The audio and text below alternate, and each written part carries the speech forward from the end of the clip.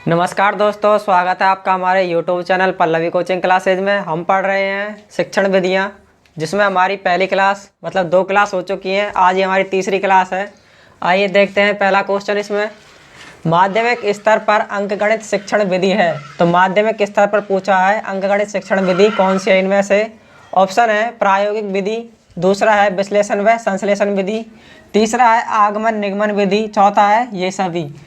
तो माध्यमिक स्तर पर अंकगणित शिक्षण विधि कौन सी है? तो प्रायोगिक विधि ये भी है, विश्लेषण व संश्लेषण विधि ये भी है, आगमन निगमन विधि भी है। तो इसका ऑप्शन जो चौथा है उपयुक्त सभी, ये सभी सही हो जाएगा। अगला क्वेश्चन है गणित की प्रकृति एवं संरचना में निम्नलिखित विशेषता नहीं है। तो गणित की प्रकृति एवं संरचना में इनमें से कौन सी विशेषता नहीं है ये पूछा है। ऑप्शन है गणित की भाषा सांकेतिक है, दूसरा है गणित के निष्कर्ष निश्चित एवं तर्कसंगत होते हैं, तीसरा है गणित की सभी शाखाओं का मूलभूत आधार समुच्चय सिद्धांत भाषा है, चौथा है गणित की विषय वस्तु में सामंजस्यता है। तो गणित की प्रकृति एवं संरचना में निम्नलिखित में विशेषता नहीं है। तो विशेषता नहीं है, कौन सी विशेषता नहीं है ये पूछा है इसमें। तो जो ये तीसरा ऑप्शन है गणित की सभी शाखाओं का मूलभूत आधार समुच्चय सिद्धांत भाषा है, ये तीसरा ऑप्शन है जो हमारा सही हो जाएगा। अगला क्वेश्चन है राष्ट्रीय पाठ्यचर्या 2005 में गणित शिक्षण के किस बिंदु पर मुख्यतः प्रकाश डाला गया है। तो राष्ट्रीय पाठ्यचर्या 2005 में गणित शिक्षण के किस बिंदु पर मुख्यतः प्रकाश डाला गया है। तो कौन सा है इनमें से। ऑप्शन है गणित की सहायता से तर्क शक्ति का विकास करना, दूसरा है गणित की सहायता से गणित में रुचि का विकास करना, तीसरा है गणित की सहायता से मूल्यों का विकास करना, चौथा है गणित की सहायता से गणित का अन्य विषयों के साथ अधिक सहसंबंध स्थापित करना। तो किस बिंदु पर अधिक प्रकाश डाला है, ये डाला है गणित की सहायता से तर्क शक्ति का विकास करना। जो पहला ऑप्शन है इसमें ये सही हो जाएगा।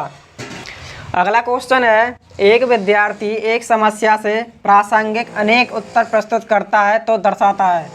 तो एक विद्यार्थी है वह एक समस्या से प्रासंगिक अनेक उत्तर प्रस्तुत करता है तो दर्शाता है, क्या दर्शाता है।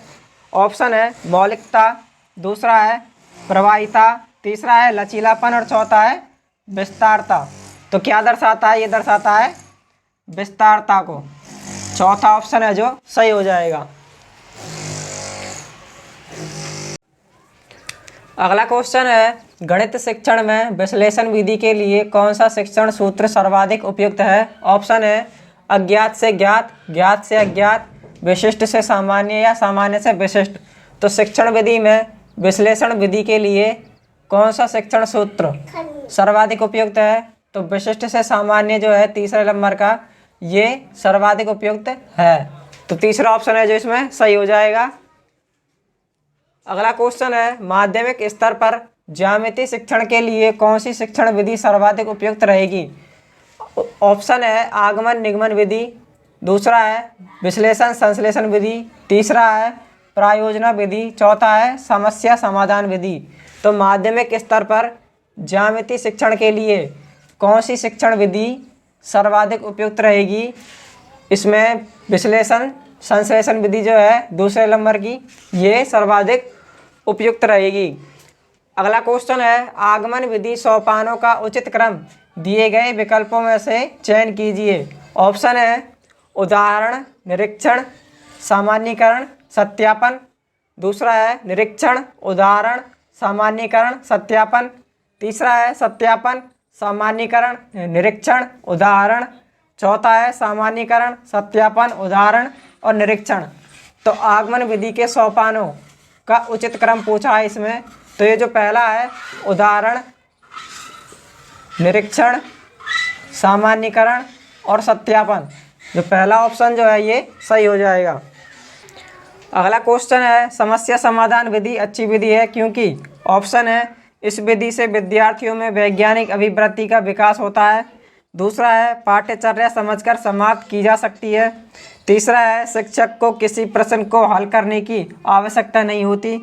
चौथा है छात्र आसानी से समस्याओं को हल कर सकते हैं। तो समस्या समाधान विधि अच्छी विधि क्यों है?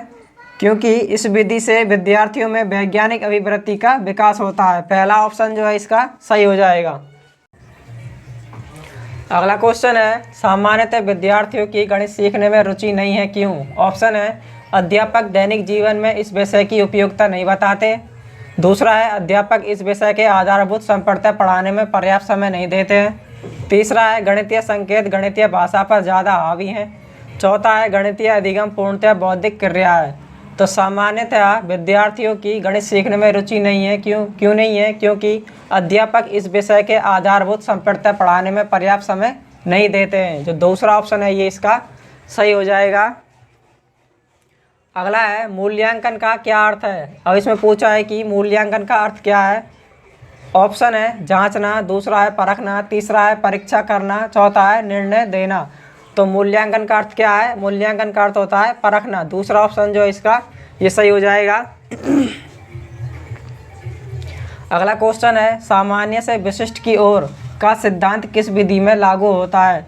तो सामान्य से विशिष्ट की ओर का जो सिद्धांत है वह किस विधि में लागू होता है? ऑप्शन है आगमन में, दूसरा है निगमन में, तीसरा है विश्लेषण में और चौथा है संश्लेषण में। तो सामान्य से विशिष्ट की ओर किस सिद्धांत में होता है? ये होता है निगमन में। जो दूसरा ऑप्शन है इसका ये सही हो जाएगा। अब अगला है आप प्राथमिक विद्यालय में अकेले अध्यापक हैं, आप कक्षाओं को पढ़ाने के लिए विधि का प्रयोग करेंगे। तो किस विधि का प्रयोग करेंगे आप? ऑप्शन है प्रदर्शन विधि, दूसरा है निगमन विधि, तीसरा है अभिक्रमित अनुदेशन विधि और चौथा है आगमन विधि।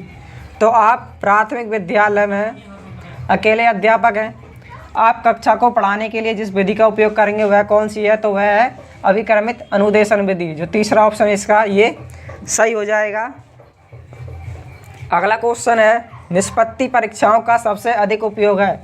तो निष्पत्ति परीक्षाओं का सबसे अधिक उपयोग किस में होता है? ऑप्शन है अधिगम में, दूसरा है प्रेरकों में, तीसरा है छात्र वर्गीकरण में और चौथा है श्रेणी विभाजन में। तो निष्पत्ति परीक्षाओं का सबसे अधिक उपयोग ये किस में होता है? ये होता है अधिगम में। इसका पहला ऑप्शन है जो ये सही हो जाएगा। अगला क्वेश्चन है किसी परीक्षण की विश्वसनीयता का अर्थ है। ऑप्शन है एक परीक्षण जो समय समय पर प्रयुक्त करने पर भी परिणामों में भिन्नता न दे, दूसरा है एक परीक्षण जिसके लिए बनाया गया हो उसकी योग्यता अथवा विशेषताओं की जांच करे, तीसरा है एक परीक्षण जो सारे कक्षा कार्य की जांच करे जिसके लिए बनाया गया हो, चौथा है एक परीक्षण जो सभी प्रकार की व्यक्ति निष्ठा से मुक्त हो। तो किसी परीक्षा की विश्वसनीयता का अर्थ है तो क्या है? एक परीक्षण जो समय समय पर प्रयुक्त करने पर भी परिणामों में भिन्नता न दे। तो पहला ऑप्शन है जो इसका ये सही हो जाएगा।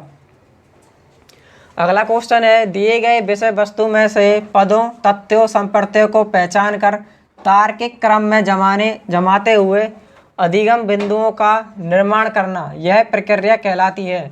ऑप्शन है विशिष्ट उद्देश्य तैयार करना, दूसरा है विषय वस्तु विश्लेषण तैयार करना, तीसरा है प्रस्तुतिकरण तैयार करना, चौथा है प्रस्तावना तैयार करना।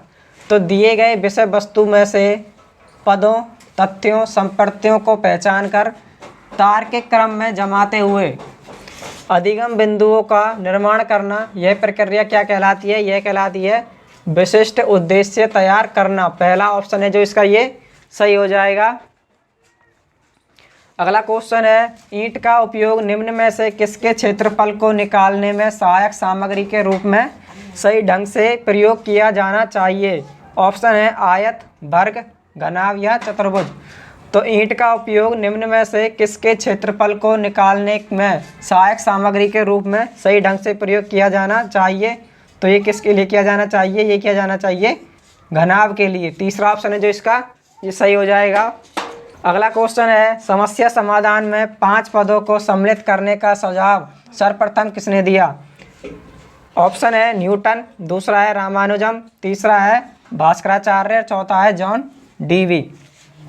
तो समस्या समाधान में 5 पदों को सम्मिलित करने का सुझाव सर्वप्रथम ये किसने दिया? ये दिया रामानुजम। तीसरा ऑप्शन है जो इसका ये सही हो जाएगा। अगला क्वेश्चन है, ब्लूम ने ज्ञानात्मक क्षेत्र की 6 श्रेणियों में जटिलता के आधार पर वरीयता क्रम में रखा है।